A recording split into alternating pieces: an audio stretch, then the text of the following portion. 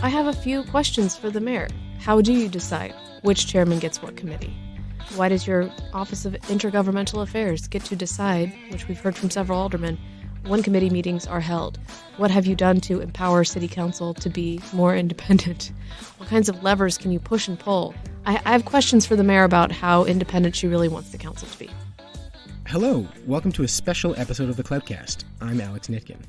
It's been said that 90% of success is showing up. By that metric, the Chicago City Council has become a lot more successful than it was during the last mayoral term, when the average alderman showed up to their assigned committee meetings just 65% of the time. In a new joint analysis published by The Daily Line, Crain, and WBEZ, we've found that since 2019, the average has shot up to about 81%. Today we're going to talk about what that means and why we should all care. What you're about to hear is a cross-posted conversation from the AD Q&amp podcast over at Crain's, where reporter AD Quig talks to me, the Daily Line reporter Erin Hegarty, and WBEZ reporter Claudia Morell about this really big project that the four of us have been working on for months and that we are so excited to finally share. We went beyond the attendance numbers to talk about some really fundamental questions about what city council committees are there for and what kind of legislative work is being left on the table while Mayor Lori Lightfoot's administration basically holds the lever on city policymaking decisions. Take a listen. So first, everybody, welcome. It's very nice to have other reporters on here. Thanks. Thanks for having us. It's cool to be a guest. Feels special. Yeah, I'm very excited to have you all here. I'm very excited that we are done with this project. We have been working on this since September. Near and dear to my heart as a former reporter at Aldertrack turned The Daily Line. This is like bread and butter Daily Line work, watching every little thing that the Chicago City Council does. So, Claudia, you and I did this together in 2019. Basically, we found that aldermen didn't show up. They had a D average. How bad is that for the city of Chicago that the average alderman was showing up just over half the time? Yeah, the last time we did this, it was pretty revealing how absent aldermen were when it came to showing up to committee meetings. And, you know, we had kind of seen this from when we worked at the Daily Line because, you know, as you mentioned earlier, committee meetings is our bread and butter. And so we were sitting in at all those meetings. And I couldn't help but notice that committee chairmen were gaveling in and there'd be like 5 or 6 aldermen present sometimes. Where there should have been a quorum. 16, yeah, at least. We wanted to know, like, you know, are aldermen, like, on a whole actually showing up to these meetings? And if they aren't, what does that say about, you know, the role of the city council? Are they legislators or, you know, are they glorified ward superintendents? And it goes to this dichotomy of why would I care about, you know, the city when one of my residents needs a garbage can? Right. Why would I care about going to a traffic committee meeting where they're voting on stop signs outside of my ward when I could be attending a ribbon cutting or helping a small child cross the street or doing ward soup activities? Or answering a complaint about someone's missing stop sign. Right. Exactly. So, Alex, I want to ask you, give us the big stats. What was the average attendance rate this time, and what's your sense of how good that is? This time is 81%. So a B-, it's sort of up for interpretation, I think, whether that's good or not. It's certainly better than it was last time, but it also means that, you know, 1 out of every 5 meetings, aldermen are absent. And granted, there are big variations in whether it is a finance committee meeting where they're voting on whether to spend sometimes hundreds of thousands or millions of dollars, as opposed to like a transportation or traffic safety meeting where they're just running through a bunch of routine stuff.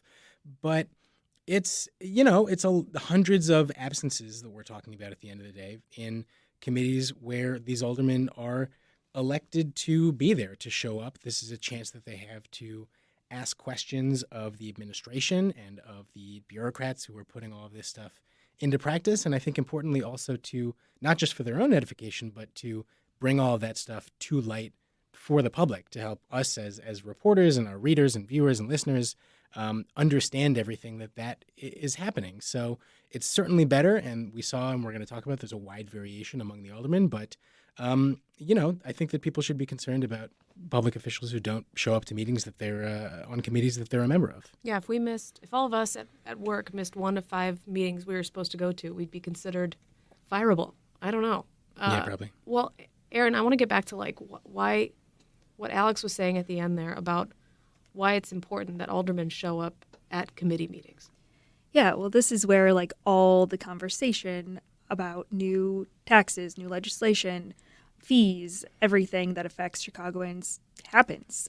Usually if something passes a committee meeting, it goes to city council, and there's not a whole lot of additional discussion on the council floor before aldermen take a vote and ultimately pass new laws.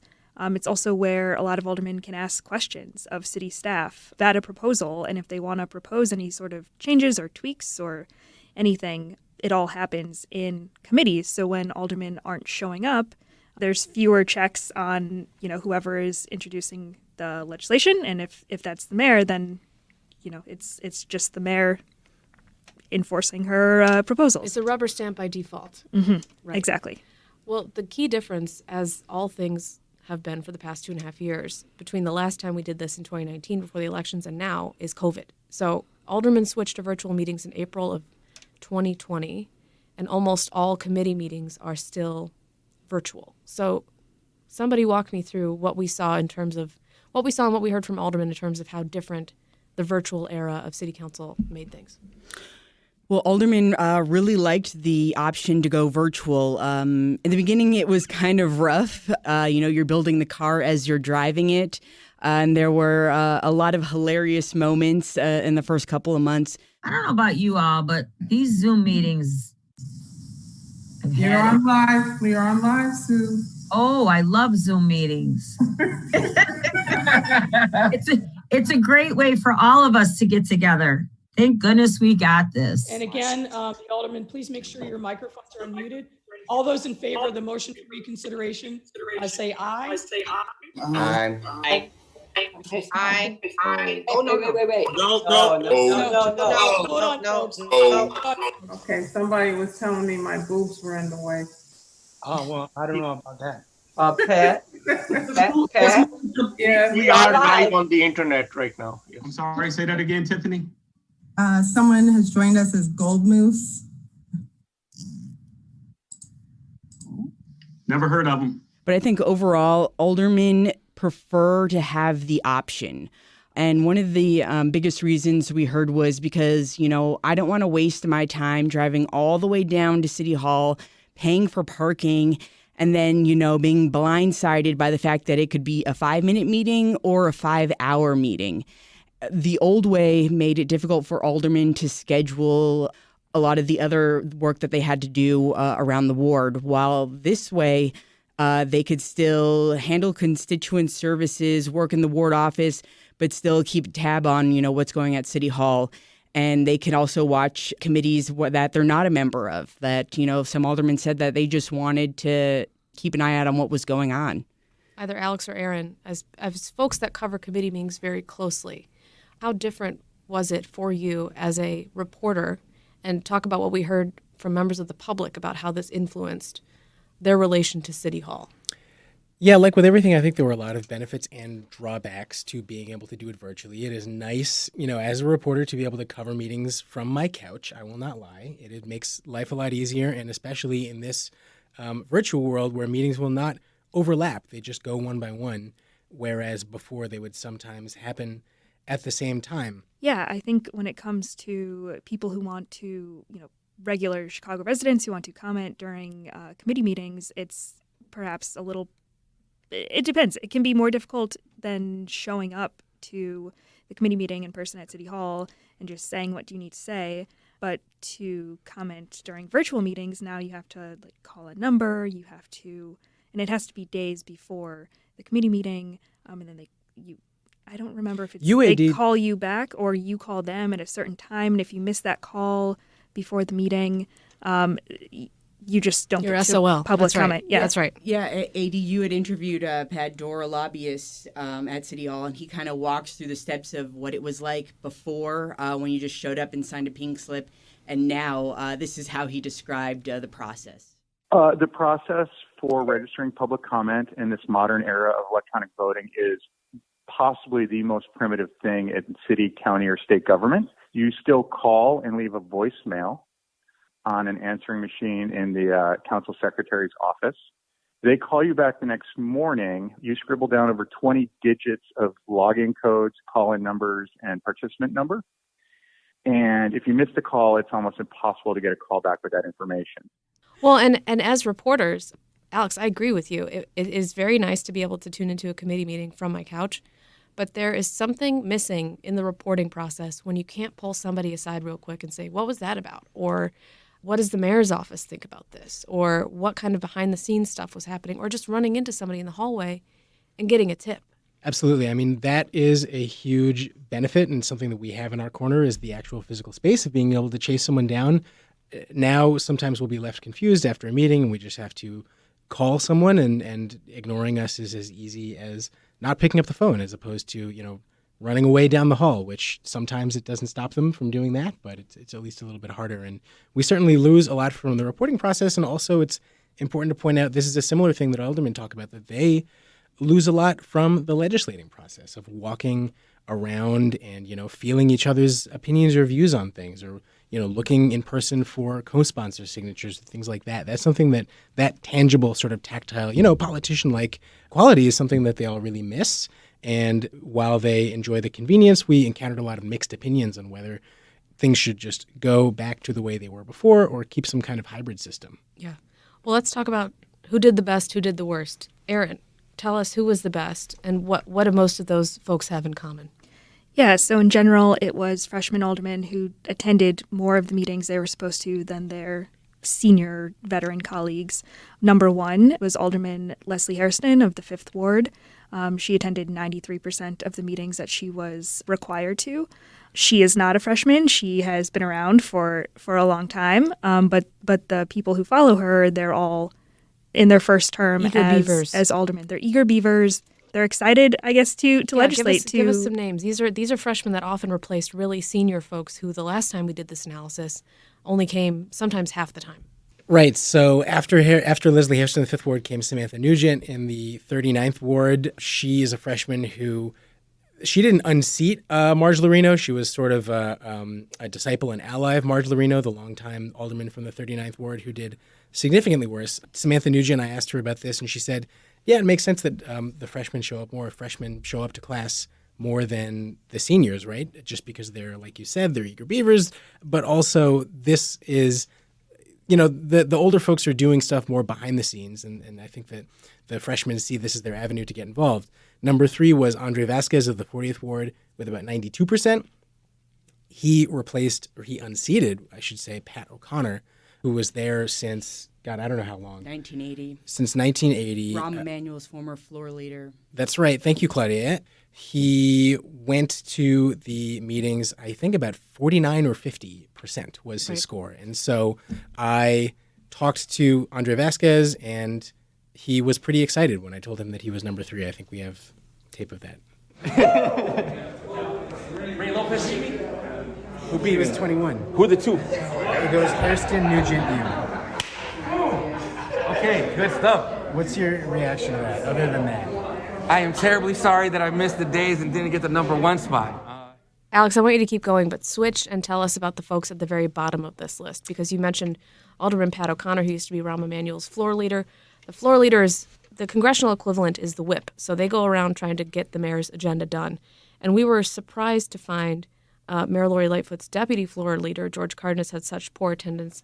And this is important not only for the mayor's agenda, but also because Cardenas is running for higher office. So tell us about that. Yeah, absolutely. So George Cardenas was 50th out of 50. He was last, 53.7% of meetings, 165 out of 307 he required. This is sort of a triple whammy here because he is deputy floor leader. He is, like you said, running for the Cook County Board of Review. He's trying to unseat Tammy Wendt. Cook County Board of Review is a property tax appeal body. There are only 3 members. It's a super powerful, important county body. And number 3, he is also a committee chair himself. He's the chair of the, we should say, newly created or newly spun off under Lori Lightfoot's tenure, Committee on Environmental Protection and Energy, one of the committees that actually met the least. So we brought this up to him. And at first, he sort of had trouble believing it. He said that it might have been an issue with, the city clerk or the committee chairs were not registering his attendance. Which we essentially said was impossible because this would have to be several committee chairs purposely omitting you. Right. I mean, also, like you said, Erin and I, a combination of Erin or I covers every single committee meeting that ever happens, no matter how obscure. And, we notice absences, especially the last budget process, which was all in person. There were 11 days of budget hearings. Cardenas showed up to one of them. It also, though, speaks to a drawback of virtual meetings is that we, on a Zoom screen, because they have it in speaker mode, we cannot tell who is all there and who is, showing up for a second and then leaving. Right. And if this is a 5-hour meeting, for example, which we've all had to sit through several, they do attendance at the very beginning, and then we just got to trust it after that. And sometimes people can come in hour 4 of that 5-hour meeting and say, oh, hello, I'm here, and be counted as attending even though we know that they only came toward the end. And then there are silent folks who are there, say hello, I'm here, and then don't speak for the rest of the 5 hours. And the only way we can really fact check this is the documents we have. Alex, I want to go back and talk about more of the people that didn't show up. So run us through some of those folks and the familiar names on there to many of our listeners. Sure. So George Cardenas, like we said, was last. Number 49 was Ed Burke, the dean of the city council and under indictment, the deposed former committee chair of the finance committee, Howard Brookins, who has also been around since, I believe, the early aughts. He's a veteran. He is the chair of the transportation committee. He is also running for a spot on the bench to be a Cook County Circuit judge. When we talked to him, he basically just said, yeah, it's hard. He lives in a faraway ward, and sometimes he just figures that it's not worth it to come to meetings or even tune into them. Number 47 was Alderman Carrie Austin of the 34th Ward, also another veteran. Also under indictment? Also under indictment. She said, well, I'm just glad I'm not on the bottom this time. And it's like, technically, you're right, but 47th out of 50, I don't know. Not so great. Carrie Austin is important to this because she is the reason why we have a lot more data than we do. Explain that. Yeah, so the last time we did this ahead of the 2019 election, these attendance sheets were not publicly available on the clerk's website like they are today. Me and AD had to submit a FOIA for each of the 16 committees. Oh, that was all you, baby. That was all you. You were the FOIA queen. And Carrie Austin just ignored multiple requests for documents and said, the documents aren't there. And we had to get Matt Topic to essentially help us file a lawsuit against her to say, like... He's our best-known Freedom of Information Act attorney. He works on behalf of a lot of newspapers and newsrooms around the city, foisting records away from recalcitrant government officials. So she's the reason we have a lot of the documentation that we do. Yeah, so long story short, we had to sue her. She never was able to reproduce a lot of the attendance sheets for her committee. And, that's... taking a step back, that's a big issue. The fact that one of the most important committees in the city council budget, the committee that determines where all the city's money goes. $16 billion annual budget here in the city of Chicago. And the committee chairman is essentially holding meetings and not taking any records of it. So it's almost like if a tree falls in the forest, do you hear it? Because they said there was a tree, but there's no record of it. Right. And so She's no longer a budget chair now. That's Pat Dell. For a while, she was still committee chair of contract equity and oversight. And I want to shift to that because, Erin, you and I, all of us, have covered what we dubbed do-nothing committees. So tell us about what a do-nothing committee is and why people should care. Yeah, so these are city council committees that have chairman and vice chairs. They get funding, 6 to 7 figure budgets, and they're essentially not meeting as often as they probably could be. So one of those committees is the Education Committee, which is a 17-member committee chaired by Alderman Michael Scott of the 24th Ward. This committee has met 7 times since spring of 2019, despite there being several clashes between CTU and CPS. Arguably, one of the biggest stories of the past 2.5 years has been the fight between Mayor Lori Lightfoot, Chicago Public Schools, and the Chicago Teachers Union. And they've only met how many times on this important issue of back to school during COVID? They've met to discuss that particular issue once. Yeah. And that was I think it was like a 7-hour hearing in January of 2021. Aldermen have filed proposals to meet again to discuss safety measures to be taken in the time of COVID, and the committee chair has not called another meeting to discuss that again. And why did he say, I don't want to hold these meetings? Yeah, I spoke with him and he said, he doesn't want to have contentious discussions in the public eye. He doesn't want aldermen basically yelling at the new or newer CPS CEO. What I don't want to do is call a meeting that they do not have to, that gets my colleagues aroused because they didn't get the answers that they want, because that puts me in a bind, right? I would rather have them get the answers that they need. And the easiest way to have done that thus far is to have the briefings, because again, I can't get CPS to come and give the answers that they want because they do have all these other things, and I don't have dominion as the chair to make them come. And I think that brings up a big question about the role of committees that I think that we've looked into and we talked to Joe Ferguson, the former Inspector General, about is what are they really there for? Are they there for oversight of the mayor's administration? Are they there to, haul powerful people into the public eye and ask them important questions? Or are they there to, protect the mayor and the administration's interests and sort of carry their water? There's nothing that says that the mayor is the person who selects committee chairs. That's actually within the power of the council itself.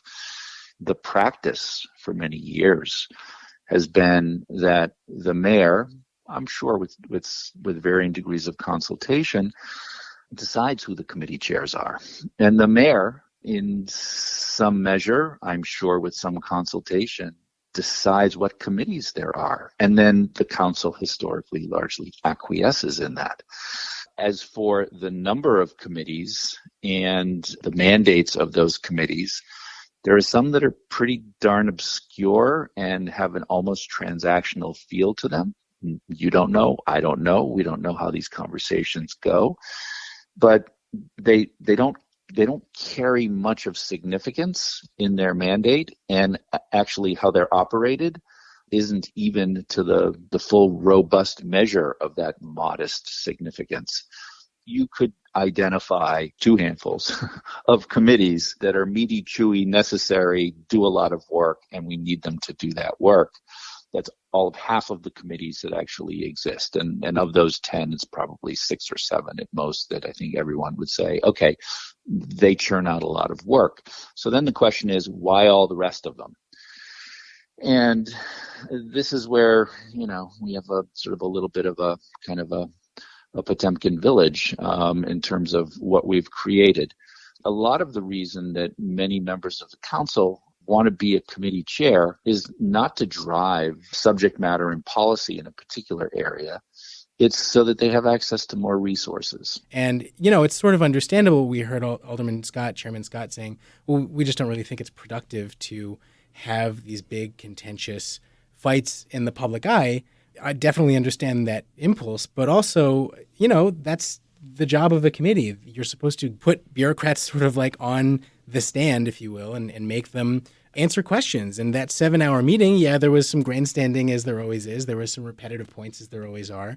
But we got a lot of valuable information out of that. We got, as the public, to hear directly from CPS administration, which can be a tricky proposition, in normal times. Exactly. Well, and it goes back to something all of us talk a lot about in any term of city council is how strong is this strong council, weak mayor system. Erin, I want you to talk about what Inspector General Joe Ferguson, when he did dig through these committees, what he found and what his top concerns are. When these committees aren't meeting, the money that's not being spent on committee meetings can go back to the wards headed by the aldermen who are chairs of these committees. Additionally, when the committees aren't meeting, they're not discussing legislation, they're not vetting out their own information, they're only relying on information that comes from the mayor's office. So essentially keeping the power in the mayor's hands to influence legislation, propose what she wants, and get it passed.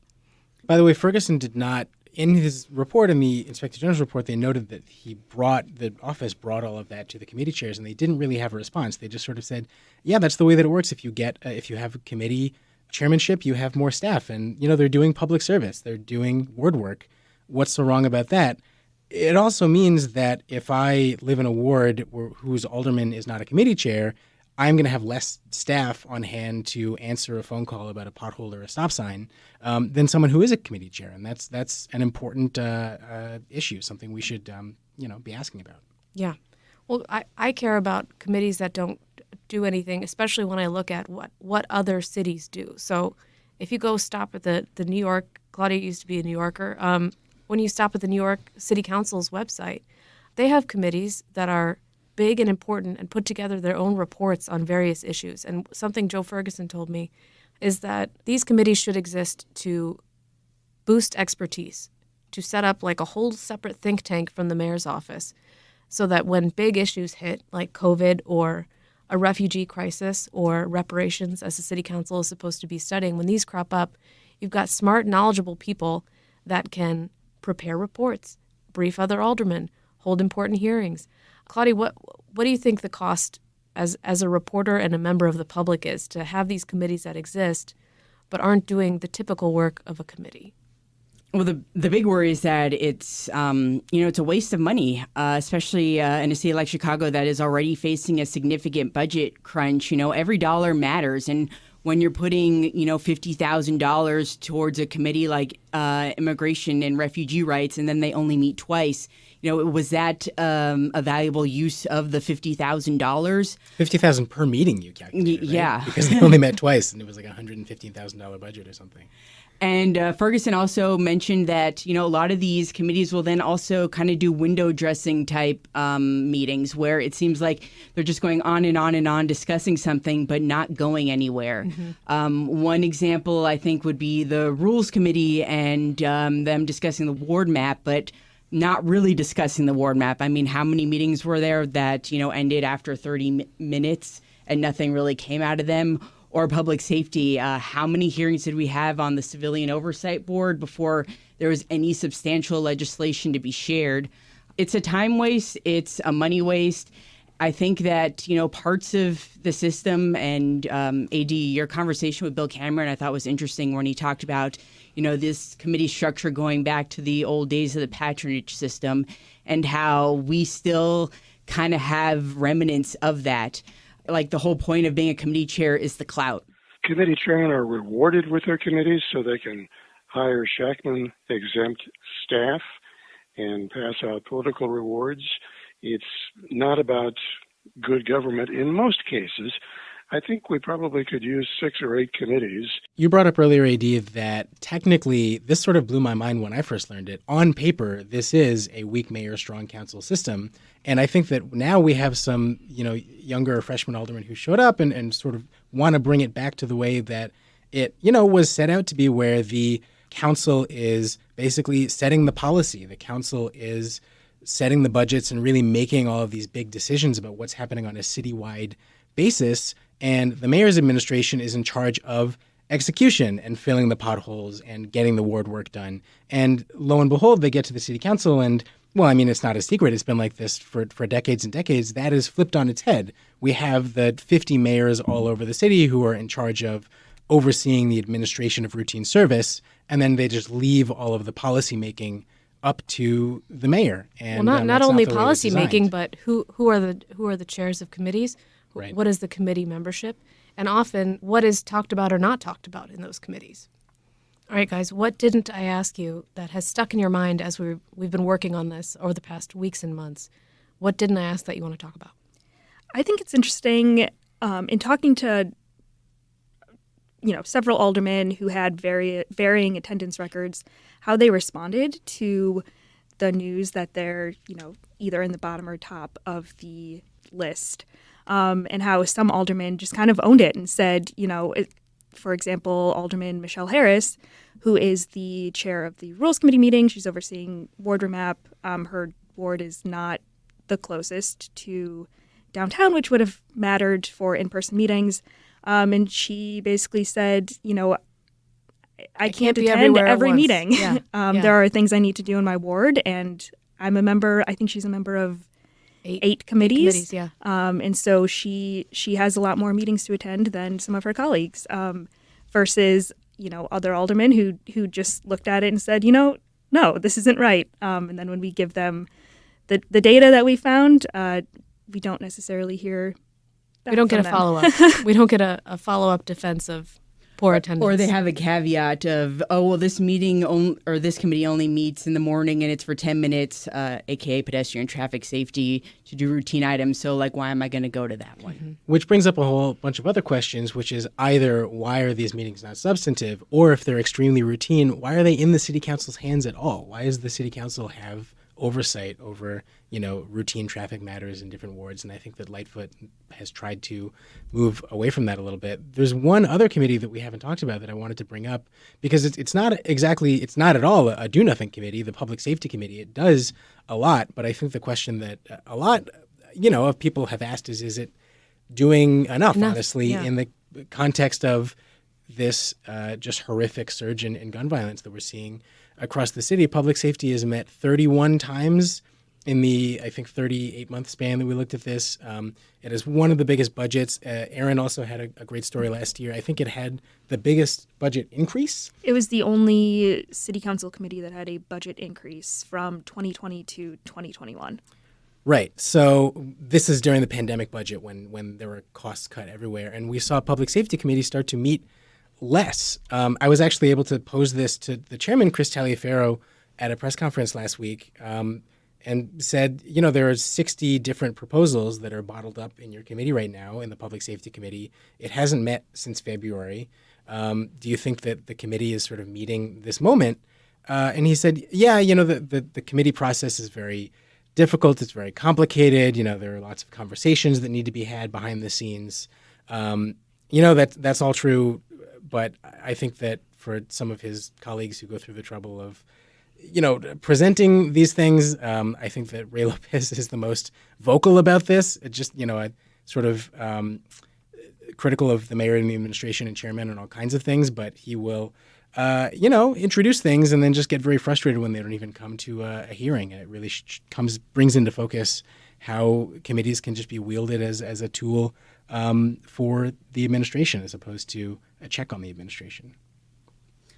One thing that still boggles my mind is how disparate and how varying the number of required meetings varies amongst aldermen.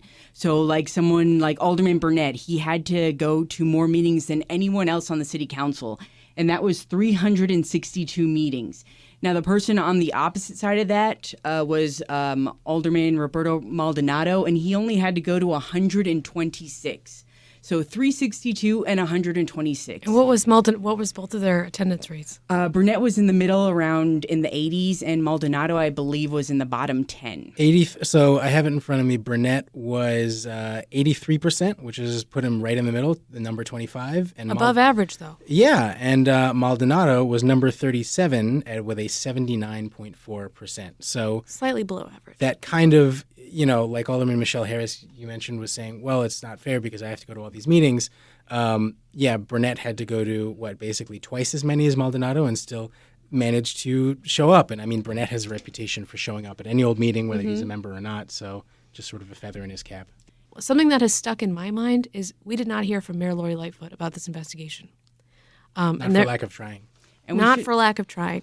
No, I was going to say, and we should note that the number of committees has just exploded under her tenure. When we first did this, there were 16 committees, and now there are 21, and that includes subcommittees, and then this latest new committee she's created on the Chicago casino.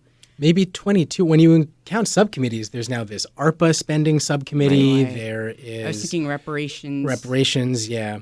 And I think the new special casino committee is interesting, and that didn't even give us a look into how committee membership gets chosen, because that committee is just straight up anyone who is an existing committee chair or vice chair gets to be on this committee, which, I mean, I don't know. To me, the position of vice chair, they don't convene a meeting unless the chair is absent. And so I think it gives new importance to even vice chairmanship of committees, which is interesting because the people who are already in power just get more power now under this new casino committee. Or people who are closest to the mayor, really. And having all these committees, it just kind of gives the illusion of aldermanic involvement in the legislative process, but that isn't necessarily the case because it's kind of just window dressing at the end of the day. Yeah, and I have a few questions for the mayor. How do you decide which chairman gets what committee?